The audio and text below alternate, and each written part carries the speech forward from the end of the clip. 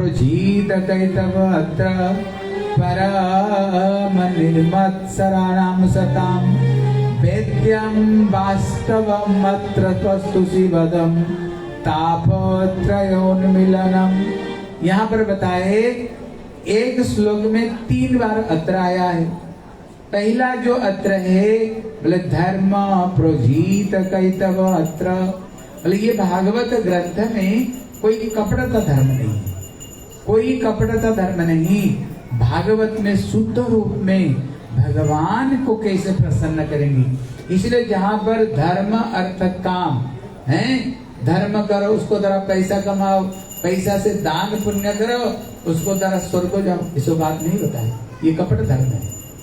उसमें अपना सुख, भगवान की कोई सेवा नहीं है। इसलिए यहाँ तक भी इसमें जो मुक्ति है, ये मुक्ति को भी एक तरफ में कर दिया। कुछ लोग चाहते ना हमें मुक्ति चाहिए, भैया भक्त लोग कभी मुक्ति नहीं चाहते। कौन सा मुक्ति चाहिए, बोले ब्रह्म ज्योति में अपने आप विलीन कर दो, हैं? नहीं, ये सबसे बड़ा कपटता है। क्योंकि जीव कौन है, बोले ईश्वर अंश जीव अविनाशी। हम सबके सब भगवान की संतान हैं, हम भगवान की संतान। हमारा कर्तव्य है भगवान की भक्ति, भगवान का सेवा करना ही हमारी यही एक धर्म है, यही धर्म है। इसलिए जहाँ पर उन्होंने मुक्ति को भी यहाँ से निकाल दी गई। पर इसमें क्या है, बोले सतांग, बोले शुद्ध वैष्णव का भगवान को कैसे प्रसन्नता करे, वो प्रसन्नता का धर्म भागवत में बताया। इसलिए जहाँ पर जो मात्सर्यता को जहाँ पर संपूर्ण रूप में निकाल दी गई, बोले वेद्य वास्तवम मत्रम, भागवत में जो वास्तव धर्म उसको निरूपण किया। और तृतीय जो अत्र में बताए भागवत का इतना महिमा, जैसे ये कम्युनिटी हॉल में कथा हो रही है, अभी आप घर में बैठे हो, आपको पता चला ये कथा होगी, अगर इतना किसने बोल दिया बोले भागवत कथा हो रही है, मैं सुनने जाऊंगी नहीं तो जाऊंगा, नहीं तो कोई बोले बहन घर का काम मैं कर देती, तू जा कथा सुन के जा।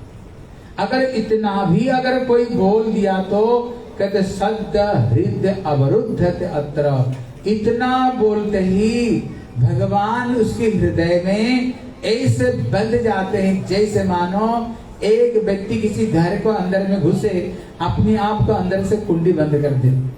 केवल कथा सुनने की इच्छा मात्र से ही बांके बिहारी उसके हृदय में ऐसे फंस जाते हैं, बंध जाते हैं, उनके हृदय से ठाकुर जी निकल नहीं पाएंगे, केवल सुनने की इच्छा मात्र से।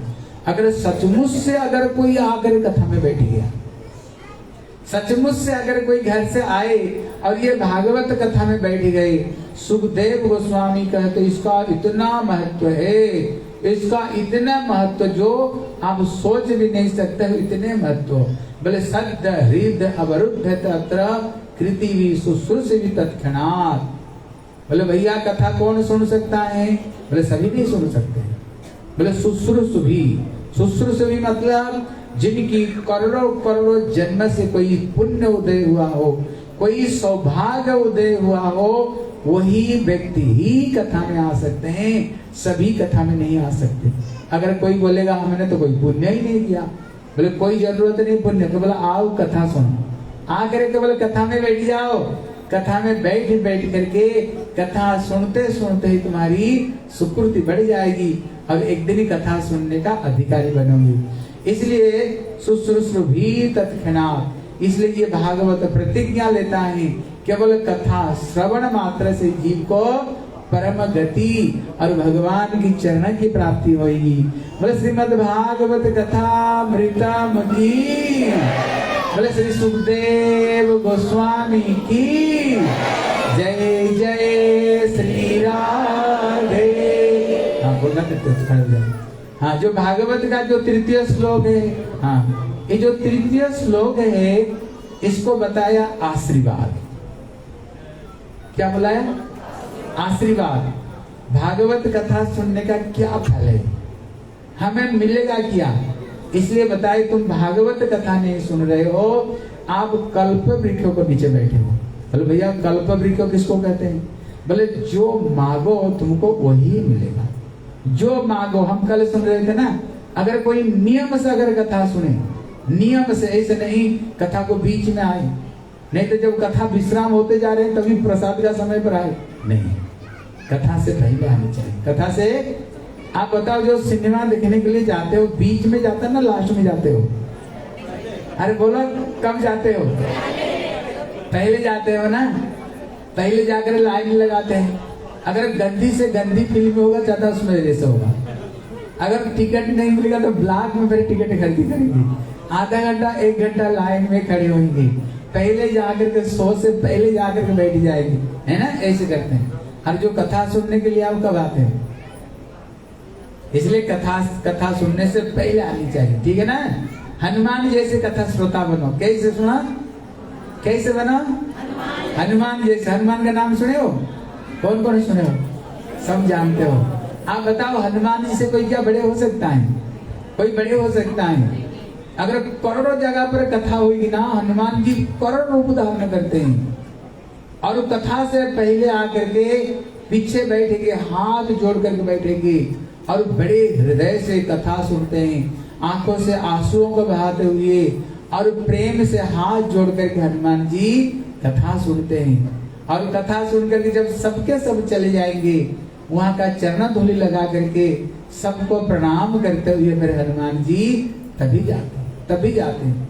इसलिए कथा कैसे सुननी चाहिए? एक मन से कथा सुननी चाहिए।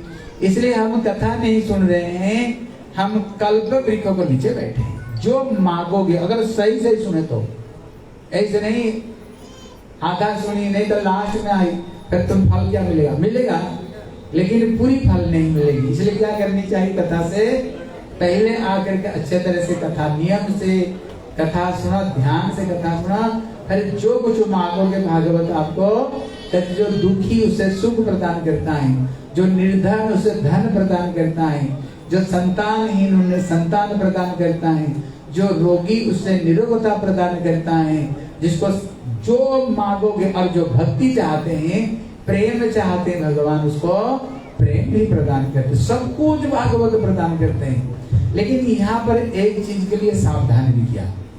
देखो क्या चीज के लिए सावधान किया? एक उदाहरण देकर समझाए। कोई एक गरीब ब्राह्मण था, उसको पास में एक गैया थी, उसने धन कुबेर को उपासना की। धन कुबेर कौन है? स्वर्ग का जितने सारे संपत्ति का जो मालिक कुबेर, उन्होंने उसकी उपासना की। अभी कुबेर खुश हो गए, बोले बेटा बरना लो, लेकिन बेचारा गरीब है, बुद्धि भी गरीब है। बोले मेरे पास में एक गैया है, गैया को खाने के लिए थोड़ा चूना भूसी दे दो। कुबेर तो सर पकड़ करके बैठ गई, बोले हे भगवान, मैं तुमको इतने धन दे सकता हूँ, तेरे बेटा खाए, तेरे बेटा खाए, तेरे बेटा भी खाए, तब भी तेरे घर में संपत्ति की कमी नहीं पड़ेगी। कहाँ कुबेर है और उसको पास में तू क्या मांगते हो? गैया को खाने के लिए चूना भूसी। इसी तरह जो भागवत है कौन है? स्वयं भगवान ठाकुर जी है। इसलिए इनको पास में साधारण जो चीज, धन दौलत पुत्र परिवार, ये तो अपनी आप दे देते हैं, मांगने का जरूरत नहीं। लेकिन उनको पास में ऐसे एक चीज मांगो, जो चीज मांगने पर इसी जीवन में तो खुशी रहोगे, इसी जीवन में आनंद में रहोगे, और इसको बाद में भी ना आनंद में रहोगे। क्या चीज वो है? भगवान की भक्ति, सेवा, और उनकी भगवान की पूजा सेवा, ठीक है ना। इसलिए हनुमान जी को जब भगवान राम प्रसन्न हो गए, माता सीता को पता लगा करके बोले हनुमान, अगर तू नहीं होता तो सीता जी को पता लगाना कोई साधारण बात नहीं। बेटा आज तेरे ऊपर बहुत प्रसन्न, तू जी भर कर मार ले, क्या चाहते हो? हनुमान जी क्या कहते हैं? बोले बार बार बर मांगो, हरसी देहु से रंग, पद सरोज अनुपायनी, भक्ति सदा सतसंग। हनुमान जी कहते प्रभु, हमें एक चीज आपकी चरण की भक्ति, अहितु की भक्ति, चरण की हमें सेवा दो। देखो सारा दुनिया हनुमान जी जय जयकार करते हैं। हम देखना भगवान राम की जितने मंदिर होगा ना, उससे ज्यादा हनुमान जी की मंदिर है कि नहीं?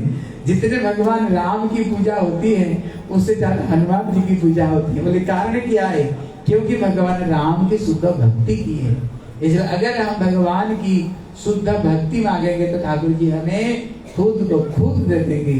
इसलिए कहते हैं ना, बोले दुनिया चले ना श्री राम के बिना, राम जी चले ना हनुमान के बिना, दुनिया चले ना श्री राम के बिना, राम जी चले ना हनुमान के बिना, दुनिया चले ना श्री राम के बिना, राम जी चले ना हनुमान के बिना, दुनिया चले ना श्री राम के बिना, राम जी चले ना हनुमान के बिना, लंका जले ना हनुमान के बिना, रावण मरे ना प्रभु राम के बिना, लंका जले ना हनुमान के बिना, रावण मरे ना श्री राम के बिना, दुनिया चले ना श्री राम के बिना, राम जी चले ना हनुमान के बिना, दुनिया चले ना श्री राम के बिना, राम जी चले ना हनुमान के बिना, भक्ति मिले ना श्री राम के बिना, भक्ति मिले ना हनुमान के बिना, भक्ति मिले ना श्री राम के बिना, भक्ति मिले ना हनुमान के बिना। श्री हनुमत लाल की जय हो। इसलिए भागवत से भगवान की भक्ति प्रेम मांगो, बस भक्ति प्रेम मांगने से भगवान स्वयं तुम्हारी वसूल हो जाएंगे। हमारे प्रभु जी आपको बताएंगे कि जो तीसरा जो श्लोक है ये आशीर्वाद है। ये भागवत हमें क्या देगा, क्या आशीर्वाद देगा, हमारे प्रभु जी आपको सुनाएंगे। ठीक है, बोले श्री वृंदावन बिहारी लाल की। ओम ज्ञानतिमिरान्धस्य छोटा प्रश्न दो। ज्ञानाञ्जनशलाकया चक्षुरुन्मीलितं येन तस्मै श्रीगुरुवे नमः। क्वेदं भागवतं रहस्यजटिलं क्लिष्टं समुद्रायितं, क्वाहं श्रीहरिभक्तिगन्धरहितो नीचशठोलम्पटः, किन्तु श्रीभानुआत्मजया करुणया दृष्टो महिष्ठासने, त्वत्पादाश्रयतो लपामि मनसां मत्साहसं क्षम्यताम्। श्री कृष्ण चैतन्य प्रभु नित्यानंद, श्री अद्वैत गदाधर श्रीवासादि श्री गौर भक्त वृंद। हरे कृष्णा कृष्णा कृष्णा हरे हरे, हरे राम राम राम हरे हरे।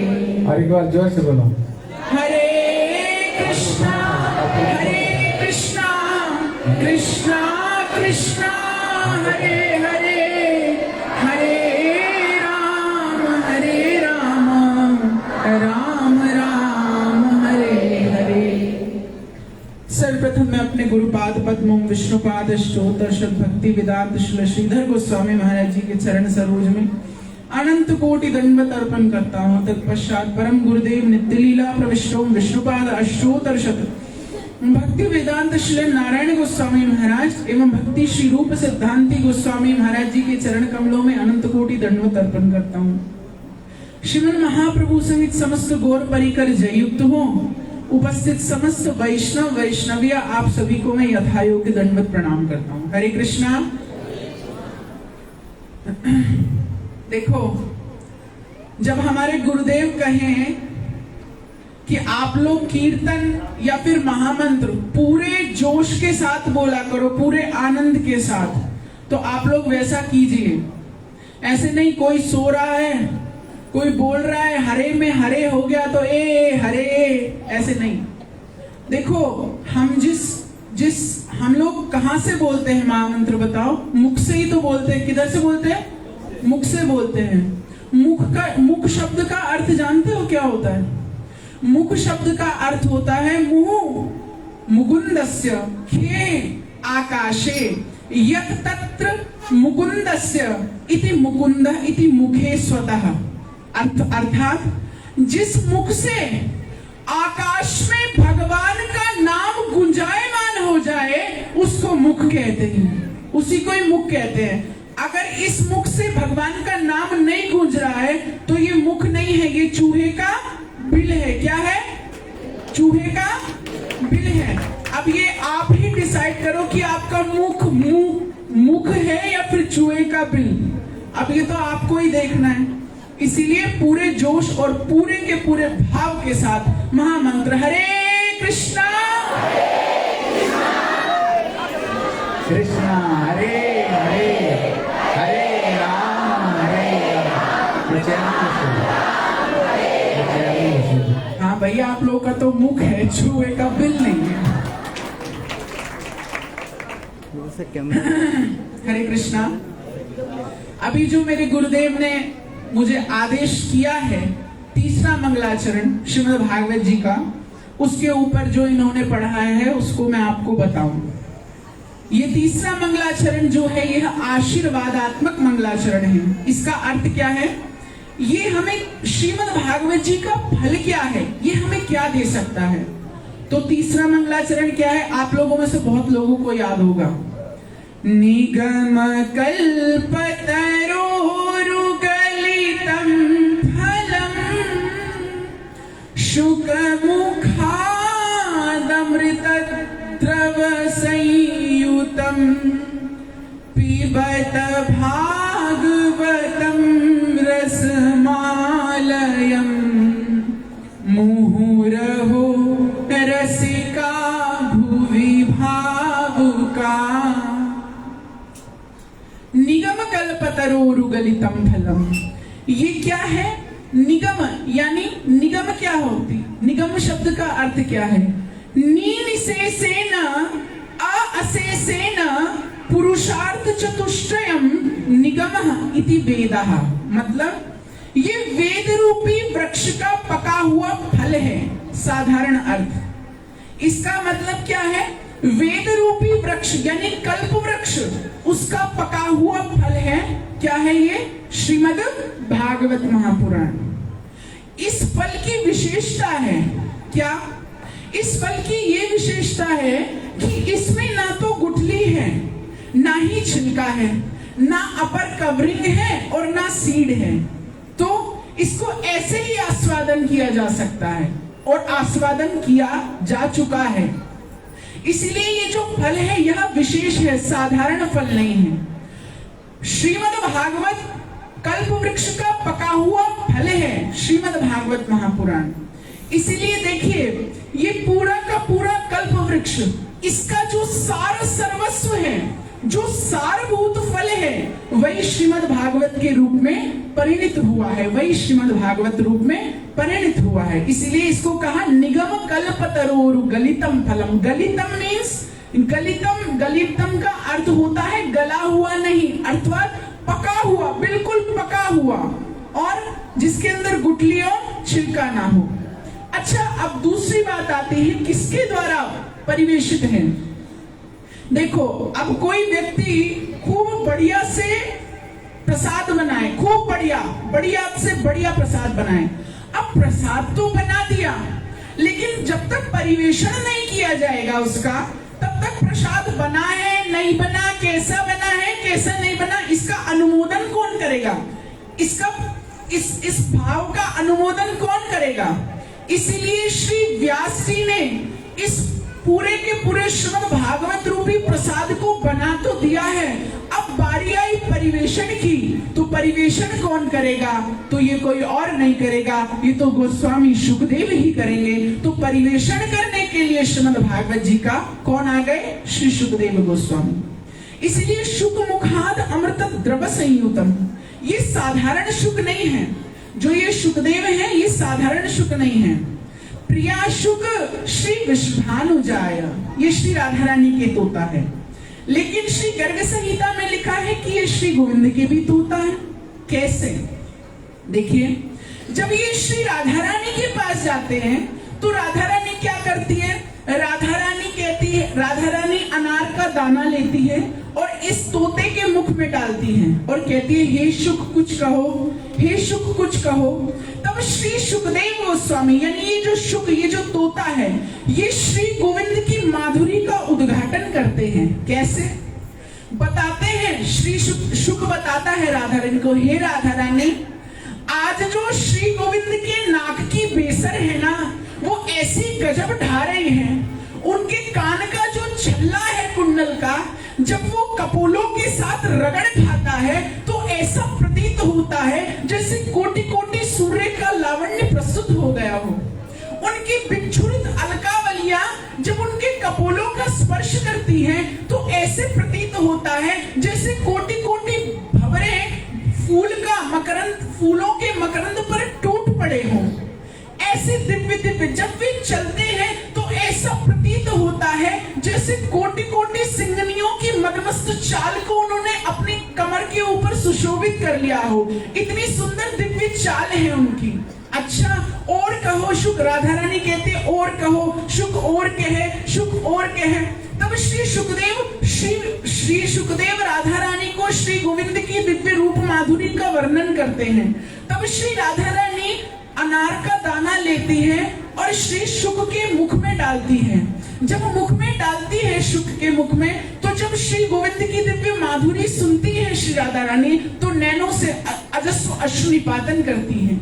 जब आंखों से राधा रानी के अश्रु निपातन हो रहा है तो वो अश्रु निपातन क्या हुआ, जब उसको परिमार्जन करने के लिए, उसको पहुंचने के लिए श्री राधा रानी अपना हाथ लेती हैं और हाथ से पहुंचती हैं तो वो अश्रु की बूंद कुछ हाथ में प्रस्तुत हो जाती हैं और उसी बूंद से जब वो अनार का दाना लेती हैं और श्री शुक के मुख में डालती हैं तो वह अश्रु युक्त जो अनार का दाना है वो श्री सुखदेव के मुख में चला जाता है। जब वो मुख में चला जाता है तो दिव्य भाव का उदय हो जाता है।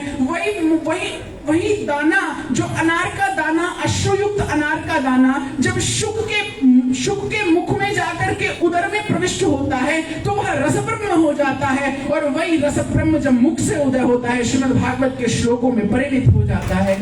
यही श्रीमद् भागवत कथामृतम है। इसलिए शुक मुखाद अमृत द्रव संयुतम।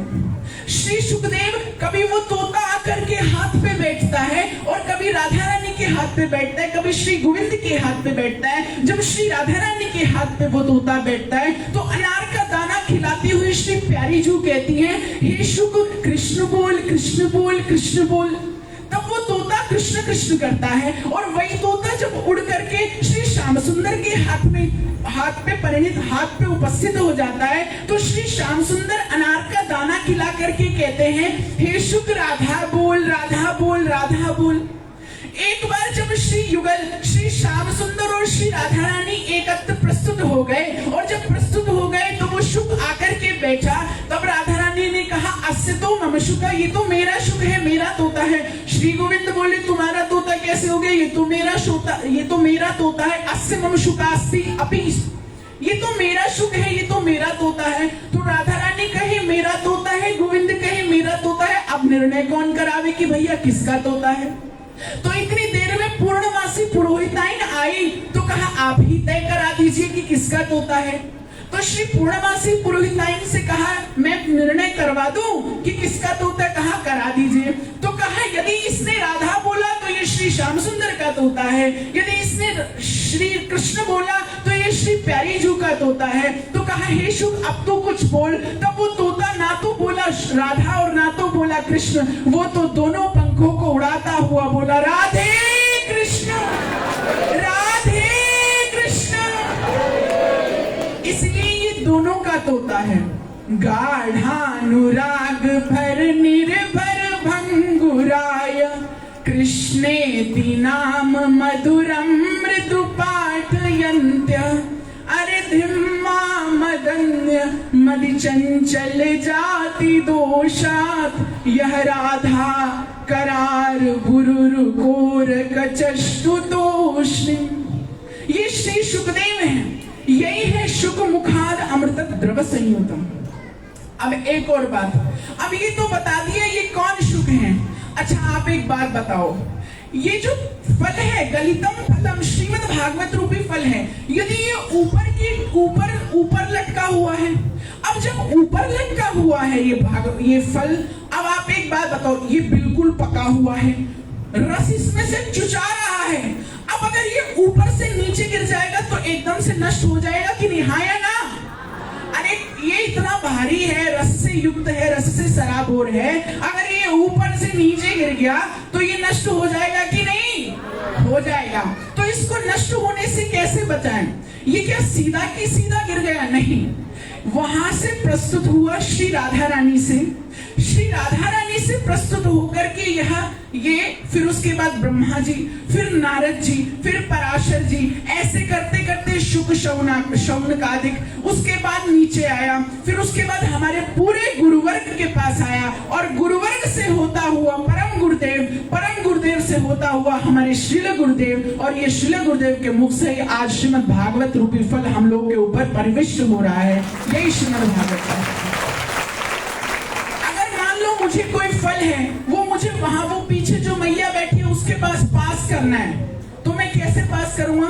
फल को उछाल करके यहीं से फेंक दूंगा जो उसकी खोपड़ी पे लग जाए, तो कैसे करूंगा? सबसे पहले मैं इन माता जी को दूंगा, वो माता जी उधर पास करेगी, वो फिर उधर पास करेगी, ऐसे करते करते उस तक पहुंच जाता है।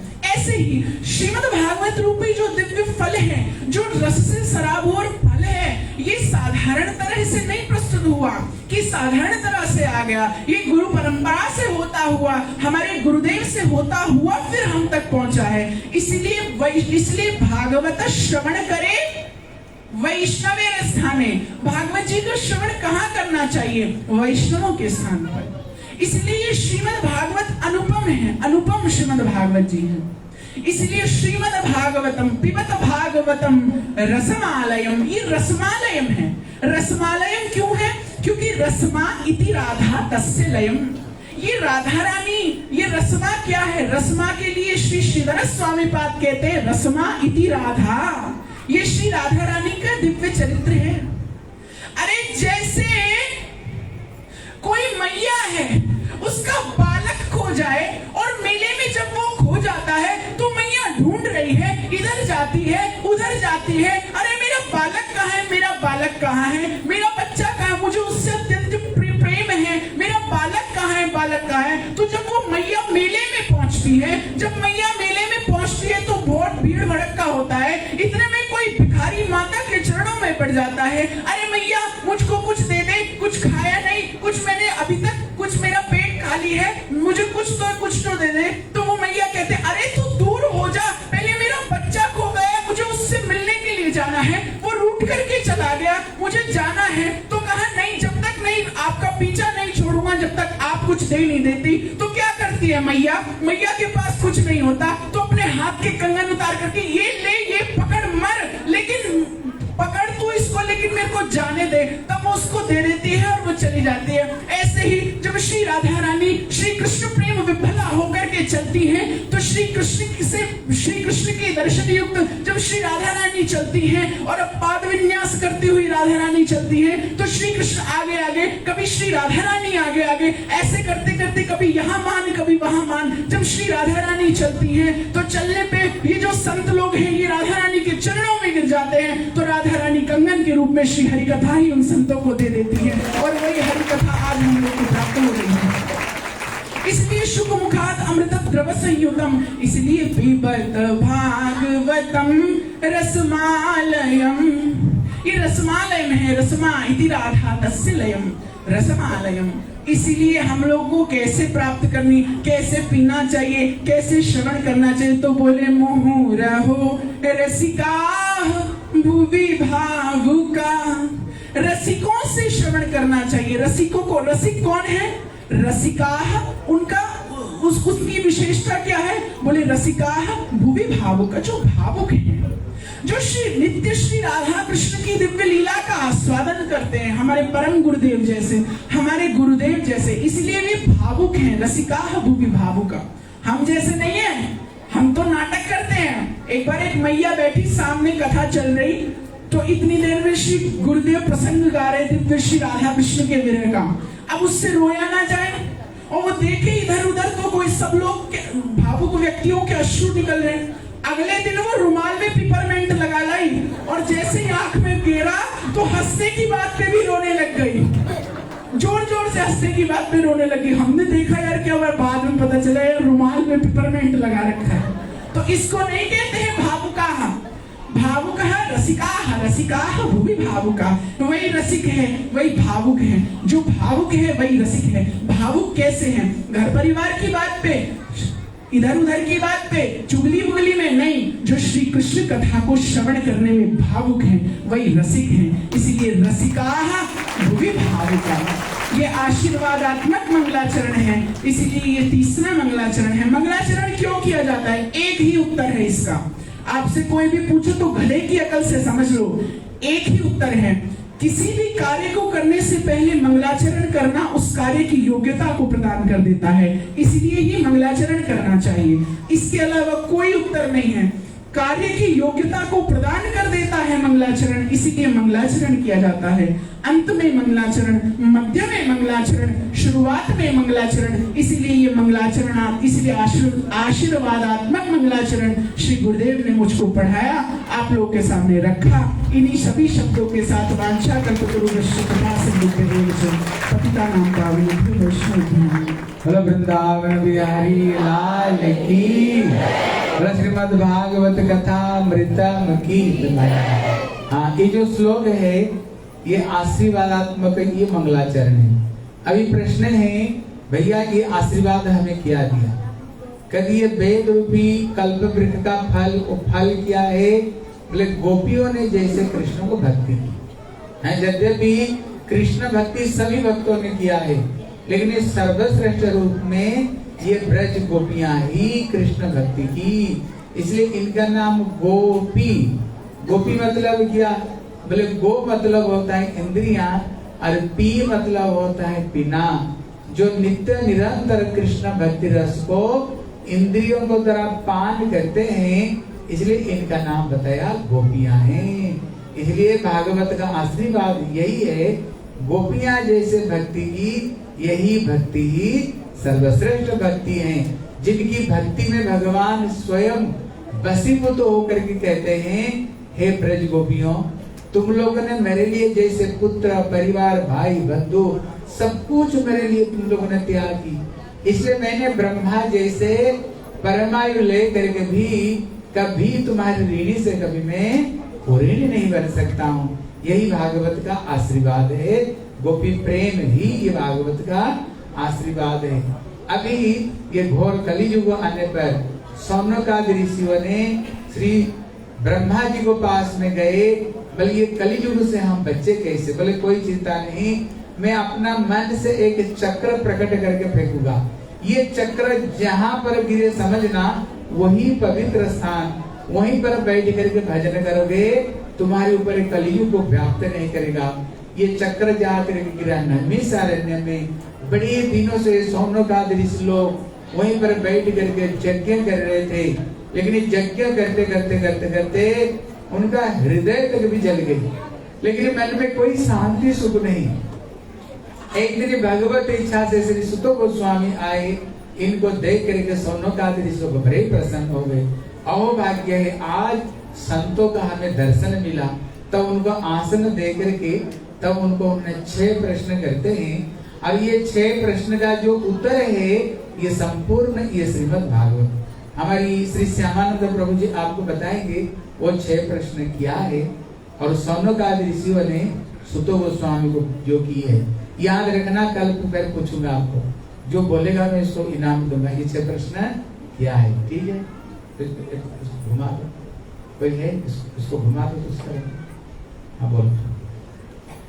ओम ज्ञानतिमिरान्धस्य ज्ञानाञ्जनशलाकया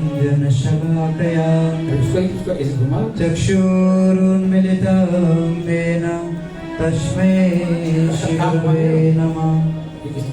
श्रीकृष्ण चैतन्य प्रभु नित्यानंद श्री अद्वैत गदाधर शिवसति गौर भक्त वृंद बोल हरे कृष्णा जीत जीत प्रभु कृष्णा कृष्णा हरे हरे हरे राम राम राम हरे हरे। बोलो हरे कृष्णा कृष्णा कृष्णा हरे हरे हरे राम राम राम हरे हरे। सर्वप्रथम गुरुपाद पद्म ओम विष्णुपाद अष्टोत्तर सदश्री श्रीमान भक्ति वेदांत तुलसीधर गोस्वामी गुरु महाराज चरण कमले साष्टांग दंडवत प्रणाम करके उनका हेतु कृपा वांछा करता हूँ। तत्पश्चात दोनों परम गुरु वर्ग के चरण में आश्रय ग्रहण करते हुए उपस्थित समस्त वैष्णव वैष्णवी हरिकथा स्रोत मंडली सबके चरणों में अधम का यथायोग्य दंडवत प्रणाम स्वीकार हो। भागवत जी के जो प्रतिपाद्य विषय ये जो 6 प्रश्न है इसको अभी हम श्रवण करने जा रहे हैं। तो जिस समय ब्रह्मा जी ने अपने मन से चक्र फेंक दिया और उसी स्थान को नैमिषारण्य कहा गया। नैमिषारण्य इसीलिए कहा गया कि चक्र के अग्रभाग को कहा जाता है निमि। भगवान में इतना सामर्थ्य है कि एक निमि में भगवान सृष्टि स्थिति और प्रलय कर सकते हैं। भगवान एक क्षण में भगवान क्या कर सकते हैं, ये हमको बचा भी सकते हैं और हमारा प्रलय भी कर सकते हैं। भगवान में इतना शक्ति है। भगवान एक क्षण में ही भगवान क्या करते हैं, सारे असुरों को वध करने वाला उनमें शक्ति है। इसीलिए उसी स्थान बड़ा पवित्र है। वहां पर जाकर के जब हवन कर रहे थे 88,000 ऋषि मुनि एक साथ बैठ करके हवन कर रहे थे, तब पर भी उनके मन को शांति नहीं मिला। जब उनके मन को शांति नहीं मिला, भगवत इच्छा से वहां पर से सूत गोस्वामी आते हैं। बोले ये सूत गोस्वामी को देख करके ये सोनकादि ऋषिगण इन्होंने जाकर के इनको प्रणाम किए। बोले भैया प्रणाम क्यों किए? सूत गोस्वामी, सूत माने आप लोग महाभारत देखे होंगे। सूत यानी सूत पुत्र, सूत यानी जो छोटे जाति वाला है। कर्ण को कैसे सूत पुत्र कह करके पूरा महाभारत में क्या करते हैं, सब लोग उसको उनके ऊपर आरोप करते हैं। तो कर्ण कैसे आग के तरह वहां पर गुस्से करते हैं। सूत पुत्र यानी छोटे जात के। तो यहाँ पर सूत गोस्वामी और यहाँ पर 88,000 ब्राह्मण, बड़े बड़े ब्राह्मण, बड़े बड़े पंडित, बड़े बड़े वेदज्ञ सब के सब खड़े हो गए उनको देख करके। और इनके आयु भी छोटे। और यहाँ पर एक किसी का आयु 1 लाख साल, किसी का आयु 1000 साल है। बड़े बड़े ऋषि मुनि आ करके उनको प्रणाम किए। पर क्यों प्रणाम किए? तो यहाँ पर वर्णन कर रहे हैं, भैया भक्ति में कोई जात पात का विचार नहीं है। जो व्यक्ति भगवान के भजन करता है वही जगत में श्रेष्ठ होता है। आप लोग देख लो, हनुमान जी कौन से कुल में आए? बोले बंदर कुल में आए। हनुमान जी कहते हैं रामायण में, बोले भैया सवेरे उठ करके कोई अगर बंदर के मुंह अगर देख ले तो दिन भर उसका अशुभ हो जाता है। लेकिन देखो सवेरे उठ के ही मेरा क्या हो जाता है, आरती कहिए हनुमान ललागी। सवेरे उठते ही हनुमान जी की आरती होना शुरू हो जाता है। इसीलिए यहाँ पर कह रहे हैं कि हनुमान जी बंदर कुल में आकर के धन्य हो गए। और पक्षीराज गरुड़ पक्षी कुल में आए। और कहा विभीषण असुर कुल में आए। प्रहलाद महाराज, ये भी तो हिरण्यकश्यप ये असुर कुल में प्रहलाद महाराज का जन्म हुआ। तो यहाँ पर वर्णन कर रहे हैं कि जो भक्त हैं वो किसी भी कुल में क्यों ना आए, वो अपने भक्ति के बल से वो चमक जाते हैं। अपने भक्ति के बल से वो इतना चमक जाते हैं। इसलिए कहते हैं जात पात पूछे ना कोई और हरि का भजे तो हरि का होई। भैया जो भगवान के भजन करते हैं वही संसार में बड़े। मीराबाई का नाम देखो, संसार में जय जयकार हो रहा है। ध्रुव प्रहलाद, उनका नाम संसार में जय जयकार हो रहा है। इसलिए ये सूत गोस्वामी कौन है? बोले एक समय सूत गोस्वामी किसी पवित्र स्थान पर बैठ करके अपने पिता के साथ कथा श्रवण कर रहे थे। बोले इनके पिता है लोमहर्षण सूत। बोले किसी समय बलदेव प्रभु उसी स्थान पर गए और बलदेव प्रभु को देख करके वहां पर खड़े नहीं हुए। नियम है गुरु वैष्णव को देख करके क्या करना चाहिए? बोले उनको सम्मान देने के लिए हमें उसी स्थान पर खड़े हो जाना चाहिए। कोई विशेष व्यक्ति आ रहे तो उसी स्थान पर क्या होना चाहिए? खड़े हो जाना चाहिए। बोले इस जगत की बात, वहां तो भगवान की बात तो छोड़ो, इस जगत में अगर नरेंद्र मोदी आ जाते तो सब खड़े होते कि नहीं, अरे नरेंद्र मोदी के तो बात छोड़ो, कोई सुपरस्टार आ जाता तो सब खड़े हो जाते हैं। तो नियम है कि कोई श्रेष्ठ व्यक्ति हो तो वहां उनको सम्मान देने के लिए खड़े होना चाहिए, लेकिन वो वहां पर बैठे रहे। जब बैठे रहे तो ये बलदेव प्रभु साक्षात गुरु तत्व, ये दाऊ दादा भैया, ये तो कन्हैया जैसे टेढ़ी मेढ़ी बात करते नहीं, सीधा वहां तिनका उठाए और उनके गला छेदन कर दिया। जब गला छेदन कर दिया, वहां पर सारे ब्राह्मण लोग बैठे थे। ब्राह्मण लोग बोलने लगे, भैया हम ये तो हमें भागवत सुना रहे थे, अब किससे सुने भागवत। तो वहां पर छोटे से ये सूत गोस्वामी को आसन पे बिठा दिया और सूत गोस्वामी के मस्तक पर हाथ रख दिया। गुरु जिसके ऊपर कृपा कर देते हैं, तो सूत गोस्वामी कभी जीवन में पढ़े लिखे है नहीं, लेकिन कहाँ दिव्य भागवत कथा आज कह रहे हैं। किसके कृपा से? केवल गुरुदेव की कृपा से, केवल ये वैष्णवों की कृपा से क्या कर रहे हो, भागवत बोल रहे हैं। इसीलिए जब सुखदेव गोस्वामी ये परीक्षित महाराज को कथा कर रहे थे, वहां तो बड़े बड़े जोगी, बड़े बड़े ज्ञानी भी बैठे थे, लेकिन एक कोने में बैठ करके ये सूत गोस्वामी ये सारे कथा को सुन रहे थे। भैया कथा खत्म हो गया, परीक्षित महाराज का उद्धार हो गया, सुखदेव गोस्वामी भी चले गए, लेकिन ये भागवत धर्म को, ये भागवत ग्रंथ को जगत में प्रकाशित किए तो ये सूत गोस्वामी जगत में प्रकाश किए। और श्रीमद् भागवत कथा अमृतम की। इसीलिए सोनकादि ऋषिगण बड़े गदगद हो गए और जा करके सूत गोस्वामी को प्रश्न करते हैं। बोले 6 प्रश्न पूछे। बोले ये 6 प्रश्न का जो उत्तर है ये संपूर्ण श्रीमद् भागवत ग्रंथ है। बोले आज हम श्रवण कर रहे हैं, श्रवण करवा रहे हैं, कल हम आपसे प्रश्न करेंगे। ऐसे नहीं कि पल्लू झाड़ करके यहीं से चले गए, भाई बाबा आपके प्रश्न आपके पास रखो, हम तो बस कम्युनिटी हॉल में आए थे सुनने के लिए, बढ़िया प्रसाद मिल गया, खा पी करके अब हम अपने घर जा रहे। बोले नहीं, कथा को गुरु महाराज जी बता रहे थे कान से श्रवण करके हृदय में धारण करना चाहिए। इसलिए जो 6 प्रश्न है ये मानो करोड़ों रुपए की प्रश्न पूछ रहे हैं। इसका जो सबसे पहला प्रश्न पूछ रहे हैं कि आत्मा को शांति कैसे मिलेगी। क्या पूछ रहे हैं? बोले आत्मा को शांति कैसे मिलेगी। देखना जगत में सब दुखी दुखी दुखी है, सबके सब दुखी दुखी है। किसी को पूछोगे भैया ठीक हो, सबसे पहले तो हाँ बोलेगा, हाँ हाँ, सर को ऐसे हिलाएगा। फिर उसके पास अगर बैठ जाओगे 2 मिनट के लिए, फिर वो बोलना शुरू करेगा, कहा बताऊं बहना, कहा बताऊं सहेली, कहा बताऊं दोस्त। अरे इस परिवार में ये झगड़ा ननद के साथ पड़ती नहीं, सास के साथ लड़ाई होती रहती है, पति तो बताओ मत, और ऑफिस में ये तरह तरह की संसार के सारे बात बता रही। कोई धन दुखी, कोई मन दुखी, कोई धन बिना रहते उदास, सब के सब उदास रहते हैं, सब के सब दुखी रहते हैं। आप बोलोगे कि सोना चांदी हीरा जवाहरात अगर हमारे पास मिल जाए, पैसा अगर हमारे पास आ जाए तो हम सुखी बन जाएंगे। भैया पैसा भी किसी को सुखी नहीं बना सकता। आपने सुना होगा रामायण में रावण का नाम, रावण के नाम सुने कि नहीं? किसने किसने सुने? सभी ने सुने होंगे। रावण के पास सोने की लंका थी, सोने की लंका। आपके और हमारे पास कितना सोना होगा? 1 किलो, 2 किलो, और अलमीरा में छुपा रखे तो अलग बात है, छुपा छुपा के रखे हो तो देखो, इसीलिए हमारे पास तो देखो 10 किलो से तो ज्यादा सोना हो ही नहीं सकता, लेकिन रावण के पास सोने का लंका, खाने के लिए भी सोने का, जो रसोई करता है वहां सोने का, जहाँ स्नान कर वहां सोने का, पूरा सोने का लंका। कितना सोना है। आप बोलोगे कि भैया पैसा मिलने से सुख हो जाऊंगा, फिर बोलोगे नहीं बढ़िया, अगर किसी पत्नी से, सुंदरी पत्नी से अगर शादी हो जाए ना, तब तो पूरा जिंदगी सुखी रहूंगा। बोले देखो रावण को ही देख लो। बोले रावण का पत्नी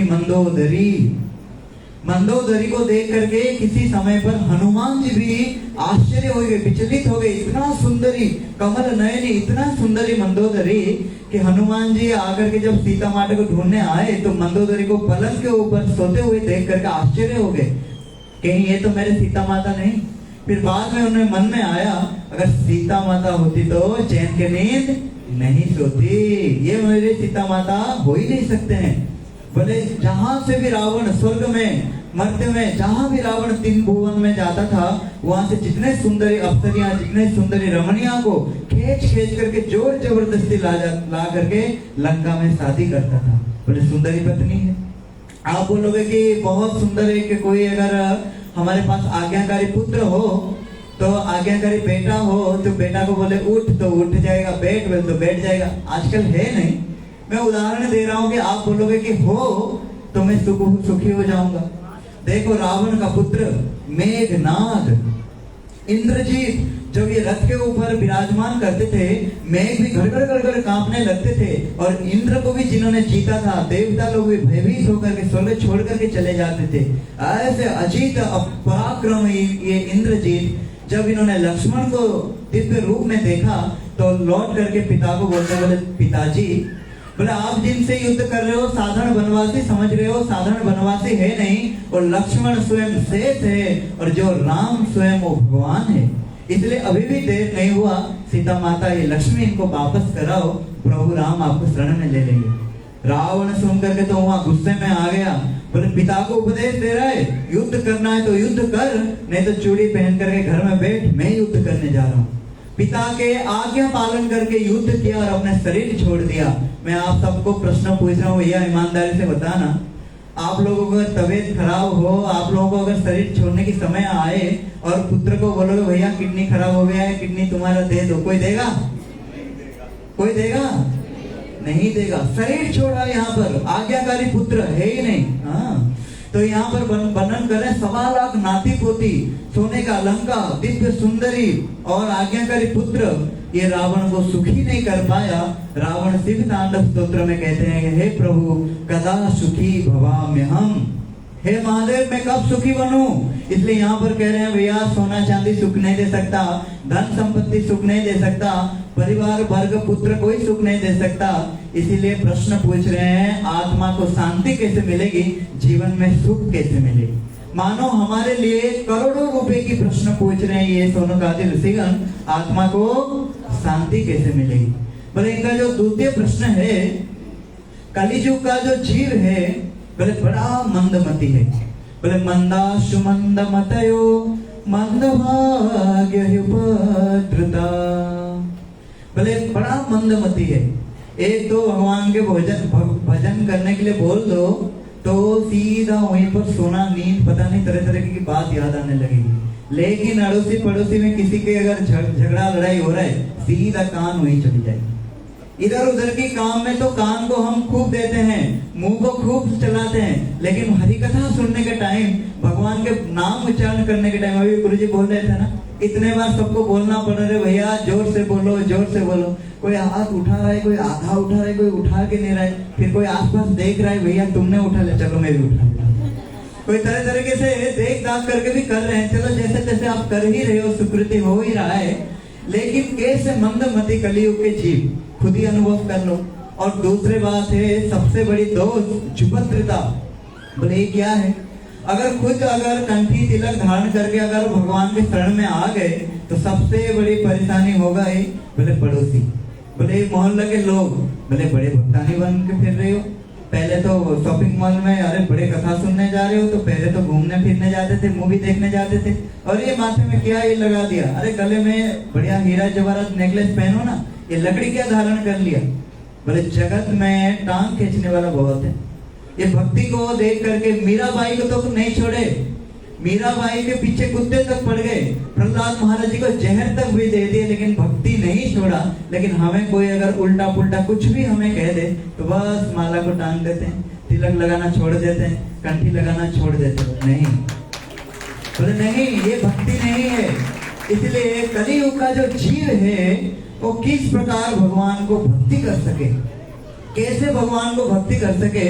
इसलिए इनका जो दूसरा प्रश्न है, कलियुग में भगवान को पाने की सबसे सरल उपाय क्या है। कलियुग में भगवान को पाने की सबसे सरल उपाय क्या है। इनका जो तीसरा प्रश्न है, हमें भगवान की दिव्य कथा सुनाइए, किस प्रकार कृष्ण देवकी और वसुदेव के यहाँ कंस के कारागार में मथुरा में भगवान दिव्य रूप चतुर्भुज लेकर प्रकट हो गए। वसुदेव महाराज जी कैसे कृष्ण को लेकर के नंदालय में छोड़ करके आते हैं गोकुल में, और गोकुल में कृष्ण किस प्रकार लीला करते हैं, फिर गोकुल लीला को संवरण करके कैसे मथुरा आते हैं, कंसवध लीला के बाद कैसे द्वारिका चले गए, 16,108 पटरानियों के साथ शादी किए और सबका 10-10 बच्चे और एक बेटी भी हुआ। बोले हमें तो केवल मथुरा वाले कृष्ण नहीं, वृंदावन वाले कृष्ण नहीं, द्वारिका वाले कृष्ण नहीं, हमें संपूर्ण कृष्ण कथा को सुनाई है, जिसमें मथुरा के भी कृष्ण, द्वारिका के कृष्ण और वृंदावन के कृष्ण, और तो और मैं जो पूछ भी नहीं पा रहा हूँ, प्रभु कृपा करके आप हमें वही सुनाइए। इनका जो चौथा प्रश्न है, बोले यदा यदा हि धर्मस्य ग्लानिर्भवति भारत अभ्युत्थान धर्मस्य तदात्मानं सृजाम्यहं परित्राणाय साधूनां विनाशाय च दुष्कृतां धर्म संस्थापनार्थाय संभवामि युगे युगे।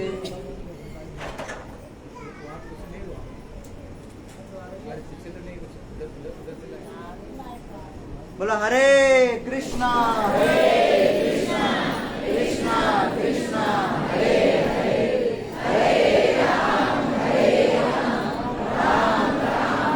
एक बार आप लोग बोलो, हम सुनिए। हरे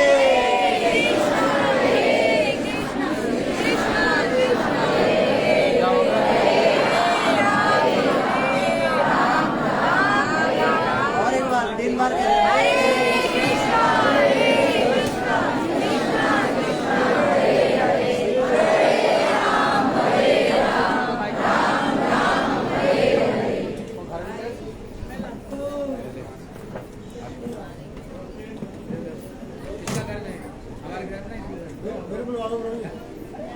अभी जब तक पावर आ रही है फिर बुलवा दो प्रभु जी। नहीं, कीर्तन करा दो, कीर्तन। हाँ कीर्तन करा दो। पड़ताल लो आप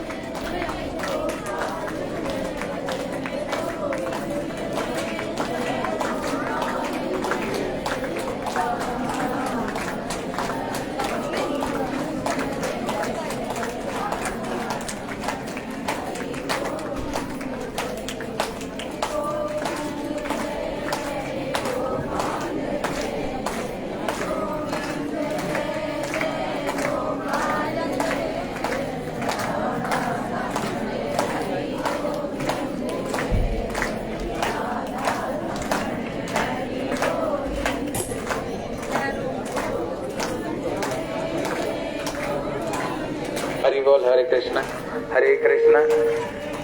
बोलो से वृंदावन बिहारी लाल की, आज के आनंद की जय जय श्री राधे, जय जय श्री राधे।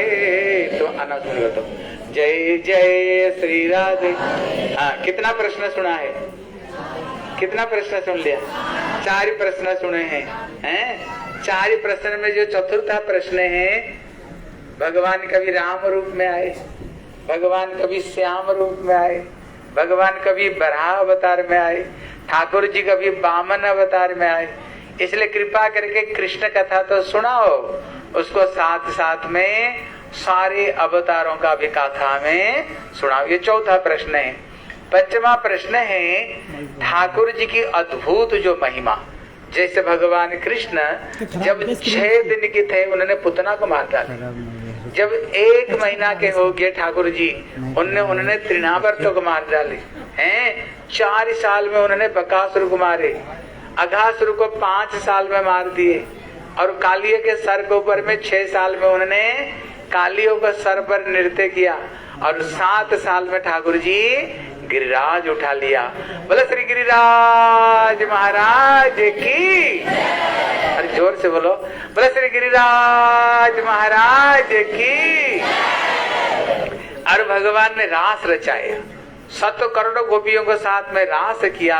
हर गोपियां देख रही थी कृष्ण हमारे साथ में। इसलिए और भगवान की जो नाम की महिमा, अजामिल जैसे व्यक्ति अपना छोटा बेटा का नाम नारायण रख लिया था, और नारायण बोलते बोलते उधार। इसलिए आप कृपा करके भगवान की जस की कथा सुनाओ हैं। और जो 6वां प्रश्न है, भगवान जब ये जगत छोड़ करके गए, ये कली धर्म, हमारे कली युग में धर्म किसका आश्रय लिया? बोले ये श्रीमद् भागवत ग्रंथ का आश्रय लिया। अगर कलियुग में कोई व्यक्ति ये भागवत कथा श्रवण करते हैं, मतलब है जो व्यक्ति भागवत कथा श्रवण करते हैं जरूर उसको उद्धार होगा ही, जरूर उसको उद्धार होगा ही। क्यों? कलियुग में भगवान ने ये भागवत में अपना रूप कर रख करके ठाकुर जी संसार से चलकर चले गए। बोले श्रीमद् भागवत कथा मृतम की। जब ने ये 6 प्रश्न किया तो इसको सुन करके श्री सुतो गोस्वामी का हृदय गदगद हो गया। क्यों? ये जितने सारे प्रश्न ये भगवत संबंधी प्रश्न था। बोले केवल श्री हरि चर्चा होगी, हरि चर्चा छोड़कर कोई चर्चा नहीं होगी। बड़ी प्रसन्न होकर के उन्होंने प्रश्न का क्या उत्तर दिया है, कल हम इसको श्रवण करेंगे। ठीक है, आज हमारे श्री चित प्रभु जी आपका कुछ अनाउंसमेंट करेंगे। लो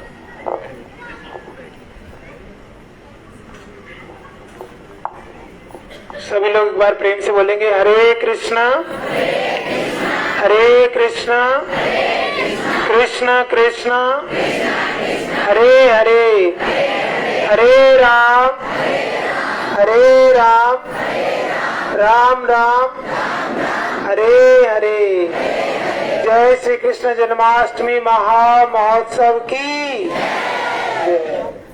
मैं सबसे पहले अपने गुरुदेव नित्य लीला प्रविष्टम विष्णुपाद अष्टोदश श्रीमद् भक्ति वेदांत श्री नारायण गोस्वामी महाराज जी के अभय चरण कमल में कोटि कोटि प्रणाम करता हूँ और उनकी अहेतु की कृपा की प्रार्थना करता हूँ। उसके बाद रूपानु समस्त गुरुवर के चरण कमल का स्मरण करता हूँ और उनकी भी कृपा की प्रार्थना करता हूँ। हमारे मंच पर आसीन पूज्य पाद श्री भक्ति वेदांत श्रीधर गोस्वामी महाराज जी चरणों में प्रणाम करता हूँ। महाराज जी कृपा आशीर्वाद की प्रार्थना करता हूँ। यहाँ पर उपस्थित समस्त ब्रह्मचारी वैष्णव माताएं प्रभु दीदी लोग सभी के चरणों में यथा योग्य दंडवत प्रणाम करता हूँ। जैसे कि हम लोग कल श्रवण कर रहे थे, ये कृष्ण जन्माष्टमी महा महोत्सव हम लोग कई सालों से लगभग 20-25 साल से मना रहे हैं। पहले अन्य सेक्टर में बनता था, पर सेक्टर 55 के विशेष कृपा हुई है। लगातार 10 साल से लगातार कंटिन्यू हम लोग जन्माष्टमी सेक्टर में मना रहे हैं। तो हमने इस सेक्टर में हर घर में इनविटेशन दिया, कार्ड दिया और बहुत जगह और भी अन्य सेक्टर 12, 11, 22, 55, 56 सब जगह हम लोगों ने जन्माष्टमी का इनविटेशन दिया। और ये लोग जो आप लोग यहाँ पर आए हैं बहुत सौभाग्यशाली है, क्योंकि भगवान की कथा में जो लोग आते हैं वो लोग हरे कृष्णा बहुत सौभाग्यशाली लोग हैं जो भगवान की हरि कथा में बैठ पाते हैं। भगवान कृष्ण जन्माष्टमी मनाने के कई तरीके हैं। कोई लोग बस खाली व्रत लगकर निचला व्रत रखकर जन्माष्टमी पालना करते हैं, कोई लोग टीवी देखकर गाने बजाकर आदि आदि कैसे तरह व्रत काटते हैं। परंतु भगवान की जन्माष्टमी मनाने का सबसे सुंदर तरीका, भगवान का स्वागत कैसे करें, क्या उपाय है, तो शास्त्र में बताया है भगवान सबसे ज्यादा प्रसन्न कैसे होते हैं, उनकी हरि कथा श्रवण करने से। भगवान की महिमा का, भगवान के पराक्रम का, भगवान के ऐश्वर्य का, भगवान की माधुर्य का यदि हम लोग श्रवण करेंगे तो उनके प्रति मुग्ध होंगे और उन्हें अपने जीवन का प्राण हम बनाएंगे। तो हम लोग इसीलिए भगवान को प्रसन्न करने के लिए ये कथा का आयोजन किया है। तो आप लोग क्या करेंगे, एक तो सभी लोग इस कथा में आ रहे हैं, पर सबका कर्तव्य है थोड़ा थोड़ा सबको भगवान के चरणों में सबको लगाना हमारा जीवन का एकमात्र कर्तव्य है। तो जैसे महाराज जी बोले एक एक व्यक्ति, एक एक माता 10-10 लोगों को यहाँ पर कल से लेके आएंगे। कुछ लोग 6 तारीख को जन्माष्टमी मना रहे हैं और अधिकांश लोग 7 तारीख को ही मना रहे हैं। क्योंकि ये जो होता है इसमें क्या होता है, हम लोग पूरा कैलकुलेशन करके सारा वेद पुराण उपनिषद आदि आदि और पूरा नक्षत्र कैलकुलेशन करके सूर्य सिद्धांत सारे सिद्धांत को लगा के जन्माष्टमी 7 तारीख को है। याद रखना 7 तारीख को 6 रखेंगे फल नहीं मिलेगा, तो इसका संदेह दूर कर लीजिए। 7 तारीख को ही जन्माष्टमी महामहोत्सव है। 7 तारीख को इस्कॉन में और यहाँ पर सब जगह मथुरा में वृंदावन में 7 तारीख को जन्माष्टमी 7 को ही है। कुछ स्मार्ट पंडित लोग कहते हैं नहीं भगवान का रात्रि को जन्म हुआ, अगर अष्टमी लग रही है 6 रात को तो रात को ही मनाना, नहीं वो नहीं मानी जाएगी, वो सप्तमी तिथि मानी जाएगी। जो अष्टमी तिथि है वो कल 7 तारीख को मानी जाएगी। हम लोग यहाँ पर हमारी बहुत बड़ी टीम लग रही है, कार्यकर्ता बहुत सेवा में लगे हुए हैं और बहुत सारे लोग प्रसाद का भंडारे की व्यवस्था भी कर रहे हैं। कुछ लोग प्रसाद का वितरण करने में लगे हुए हैं। कुछ लोग सुबह से ही आ जाते हैं, 2 बजे से हलवाई की सेवा में लगे हुए हैं। बस हमारा ये किस लिए लग रहे हैं, हम सब लोग की व्यवस्था बड़ी सुंदर रूप से हो, आप लोग के लिए लगे हुए हैं।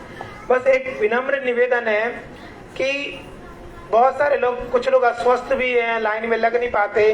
बस मेरी ये प्रार्थना है, जो सिस्टम बनाया जाता है ना लाइन में लगाने का, सिर्फ इसलिए लगाया जाता है कि ठीक से सुचारू रूप में हो जाए। तो हमारा आप लोग कार्यकर्ताओं के सहयोग करेंगे और सहायता करेंगे, सभी लोग लाइन में लग के प्रसाद पाएंगे। कुछ लोग बुजुर्ग हैं, लाइन में नहीं लग पा रहे हैं, किसी का अस्वस्थ है तो चेयर पे बैठ जाएंगे, उनको हम लोग बाद में, बहुत प्रसाद है हम लोग दे देंगे। पर तो धक्का मुक्की करना और अस्वस्थ व्यवस्था को बिगाड़ना, ये लोग, इसमें आप लोग हमारी सहायता करेंगे, ठीक है। और जन्माष्टमी जो महामहोत्सव है, इसमें बहुत सारे लोग बोले प्रभु जी किसी तरह से हम कैसे जुड़ सके।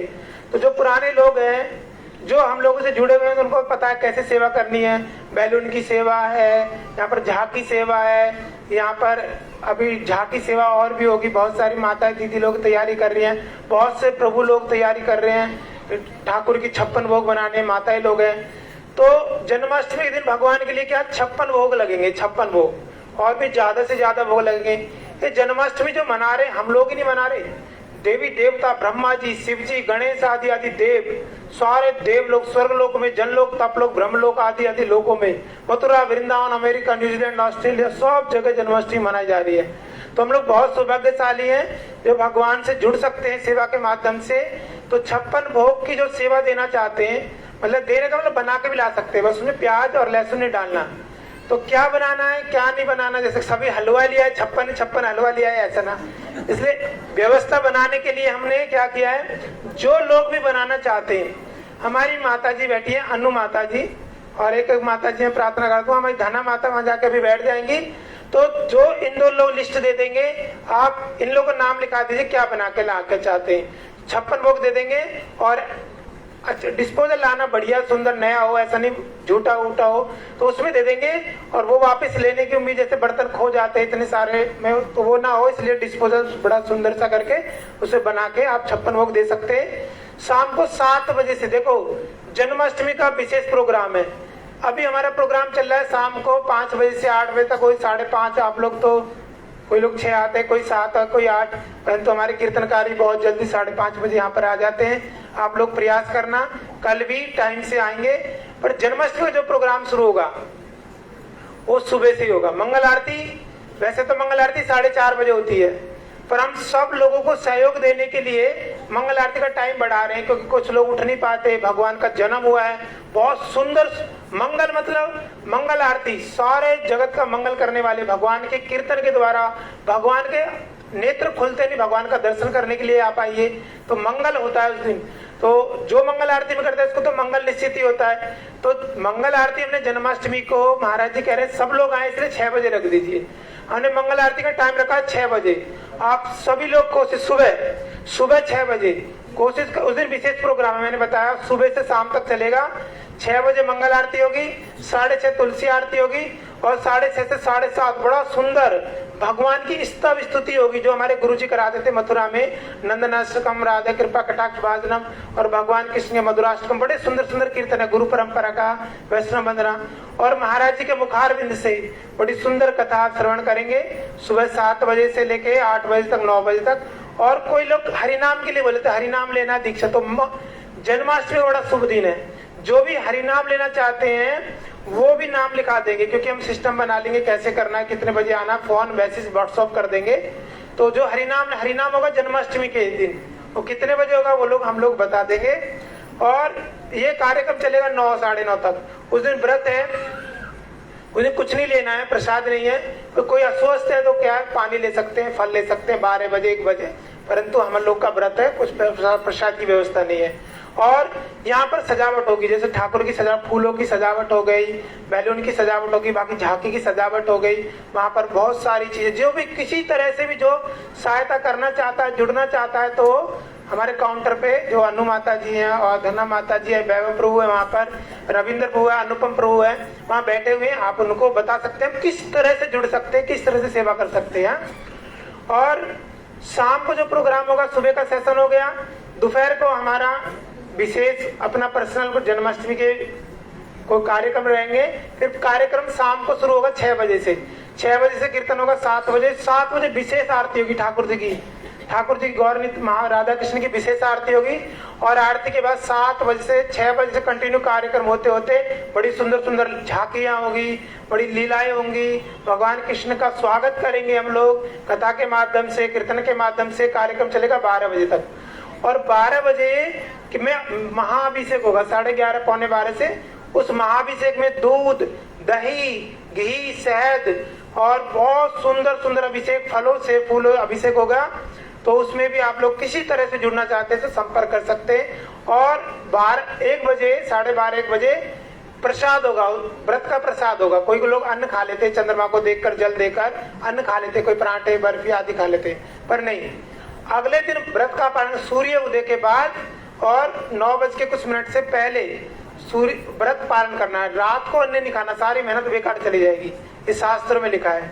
ठीक है, तो आप लोग सभी लोग ऐसे करेंगे। और जन्माष्टमी के बहुत बड़ी एक टीम की जरूरत है, बहुत लोग आएंगे, हजारों लोग आएंगे, 1000 लोग जाएंगे। तो इसमें आप लोग सभी लोग, मैं तो कहता हूँ सभी लोग, भक्त लोग, सभी लोग हमसे हमारी सहायता कीजिए, हमसे जुड़िए, हमारा योगदान दीजिए। और कोई ना कोई हर तरह से भागवत में सेवा कर रहा है। जैसे कल मैंने अनाउंसमेंट किया, हमारे अशोक प्रभु जी, कश्यप प्रभु की फैमिली ने किया। आज हमारे यदुनंदन प्रभु है, उनकी फैमिली है। अर्पण मेडिकल वाले हैं खोड़ा में, उन्होंने भी मदद की है, पर वो किसी कारणवश मेडिकल बिजी आ नहीं पाए, वो किसी दिन आएंगे। तो मैं इन परिवार से प्रार्थना करता हूँ, यदुनंदन प्रभु उनके परिवार वो आएंगे, आरती करेंगे और आज के प्रसाद की व्यवस्था के महाराज जी से आशीर्वाद लेंगे। आप लोग भी, जैसे एक दिन का प्रसाद है, 500 लोग का, 1000 लोग का प्रसाद है, तो इसमें बहुत ज्यादा खर्चा होता है, सिलेंडर का है, राशन का है। तो कोई आंशिक रूप में कर सकते, कोई चावल दे दिया, कोई दूध दे दिया, कोई आलू दे दिया, कोई पनीर दे दिया, कोई चीनी दे दिया, कोई आटा दे दिया, तो ऐसे भी जुड़ सकते हैं। जरूरी नहीं है कि बहुत सारा एक साथ ही देना है, तो वो भी हमारे काउंटर पे संपर्क कर सकते हैं। बोलो श्री कृष्ण जन्माष्टमी महामहोत्सव की। यदुनंदन प्रभु जी आप आ जाइए, अभी आरती करेंगे, आरती की तैयारी कर दीजिए। आरती हरे कृष्णा, हरे कृष्णा। हाँ, एक कीर्तन भजन होगा। हाँ, आप लोग सबके सब खड़े। यदुनंदन प्रभु इधर आ जा, आपका पत्नी है? यदुनंदन प्रभु पत्नी है? अरे ये माइक का आवाज क्यों नहीं है? हाँ? हाँ? वो जो काला